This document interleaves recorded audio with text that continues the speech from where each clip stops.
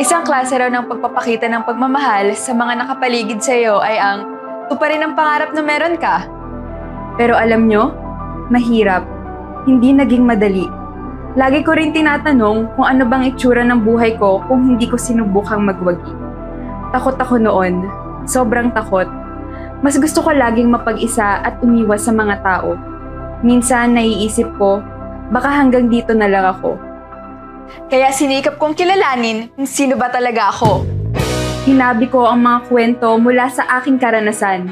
Naniwalang mabibitbit ko ang tagumpay sa tulong ng pagmamahal sa sining at kultura. Hindi huminto, kaya nakatungtong sa mga entablado na hindi ko rin talaga inakalang makakarating ako. At ngayon, hindi na ako takot ipakilala kung sino ako. Ako si Jezreel, isang Kabitenya, at ito ang aking kwento.